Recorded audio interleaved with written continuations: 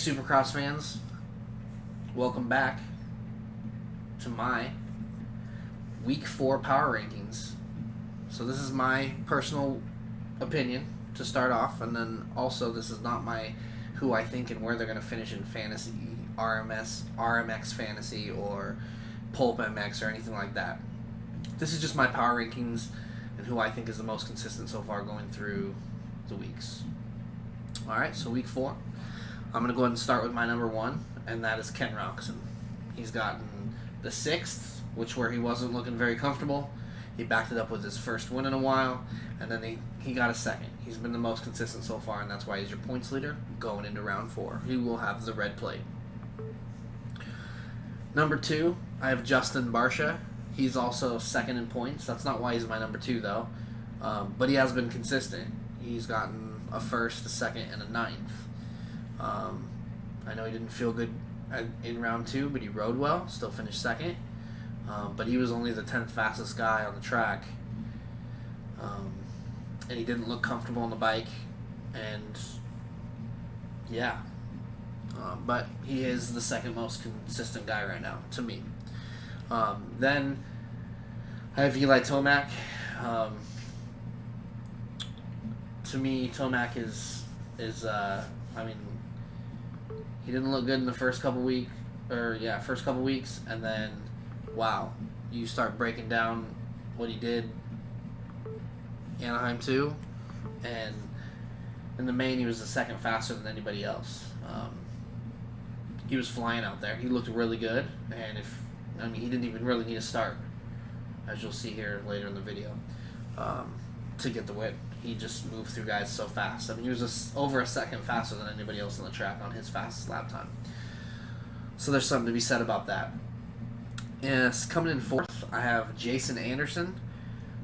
He's been ultra consistent, so he doesn't have the win, but he has top 5s, so he's been super consistent. And then 5th, I have Cooper Webb. He's got the 3rd, the 12th, and the 3rd. So he's got the 2/3 are good, the 12th is bad. But yeah, he wasn't feeling good, so I have him 5th. Then in 6th, I have AC. He's not necessarily going backwards, but he's not riding well. And after his first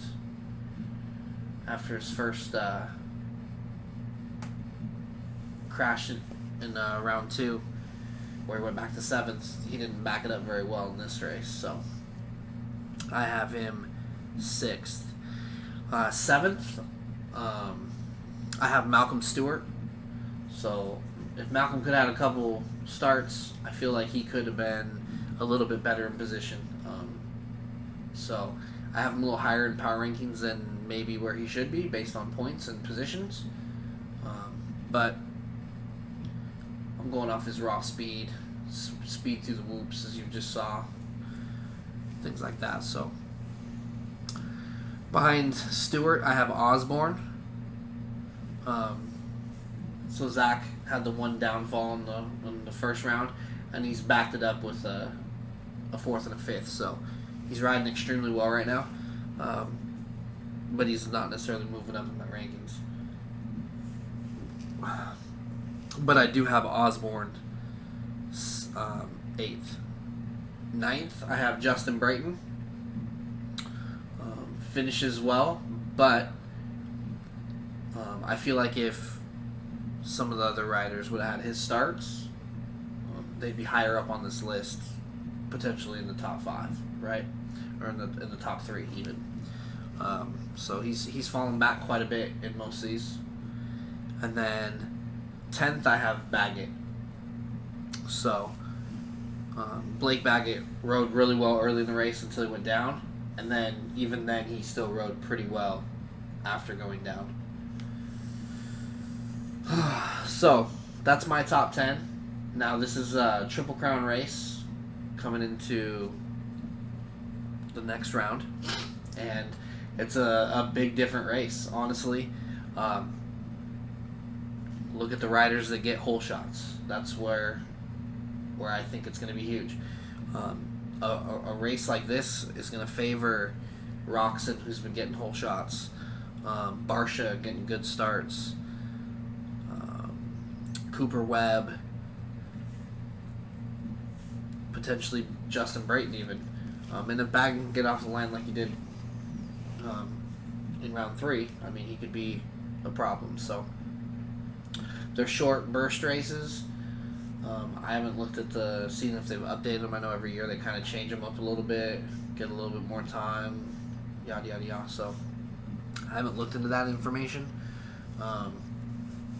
But I would favor Brayton into this. I would also favor in Webb. Anderson's been getting pretty good starts too. Barsha and Roxon, those guys have all been kind of closer. But I wouldn't count out Tomac. I mean, he was just blazing fast. It was crazy. And he has that availability. You know, if he's feeling really good, he's a guy that can be unstoppable. So round 3 kind of showed it.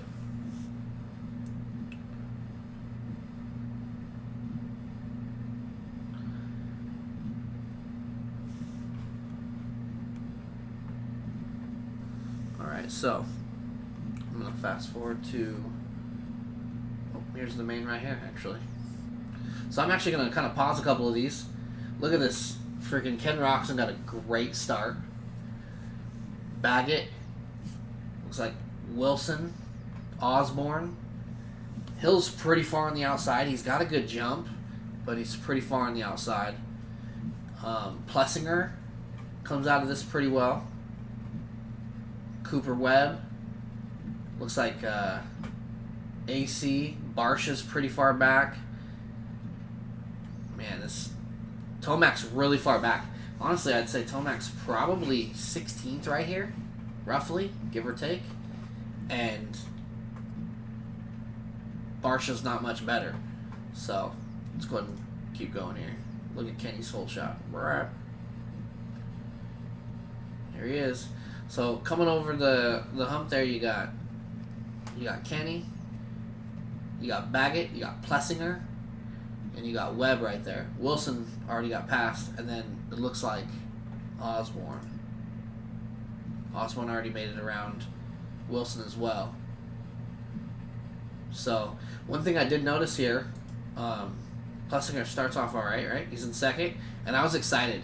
Seeing Plessinger here in second, ooh, that was a good block pass. See, I think Plessinger should have doubled that and snuck in behind him. It's hard to see if he could do it, but I was excited to see Plessinger up front here, but it didn't pan out, as you'll see. Baggett actually runs down Roxon here. Roxon's got a good couple bike lengths to lead, maybe a second, and he runs him down. Barsha just moved into 10th. Barsha didn't have a good start. There's Baggett. Baggett's looking good.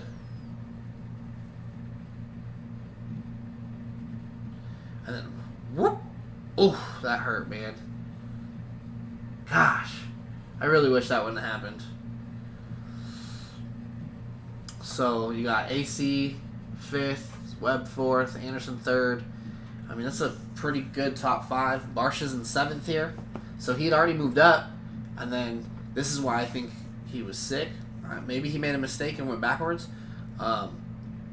He was moving up, though. He was in 10th. He's now moved up. And he's catching Osborne. If you watch, he's catching Osborne. And then the track gets wore out, gets tired. I mean, we're not even halfway yet. And he's already moved up to 7th. And he's catching Osborne. He's moving up. So to drop him back in the as far as, past 3rd or even past Tomac, I just can't do it. Look, he's catching him, 13.8. He's catching Tomac and Roxon. This is time behind them. He's catching them. He's not slow. Granted, Tomac's on another level right here. But he was catching Roxon and them. He was moving forward.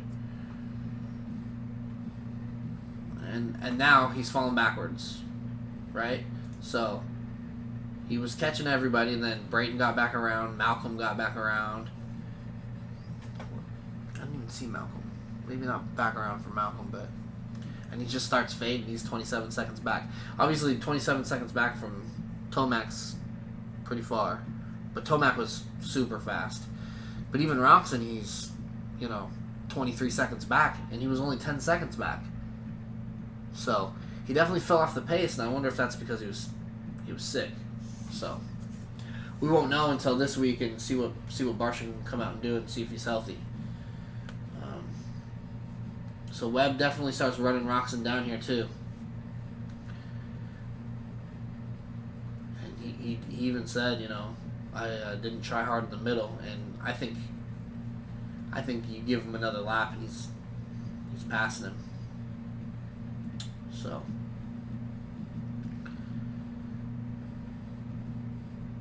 all in all, this was a pretty good race. Wasn't exciting as the 250 race. I might do a video on the 250 race. I know I've only done 450 stuff so far, but that 250 race was wild, man. So yeah, Tomac was just on another level, man. On another level. And it's crazy to think, like, Webb didn't look all that fast, but he's only 5 seconds back from Tomac. Tomac was fast. He was feeling the flow. His bike was staying underneath him, and when it'd whip out, he would still just be able to ride through it. He rode really well. I think if he goes on a streak here, he could become the champion easy with the next couple weeks. Especially with Barsha falling off this race, and he passed Roxon, so that's a confidence boost.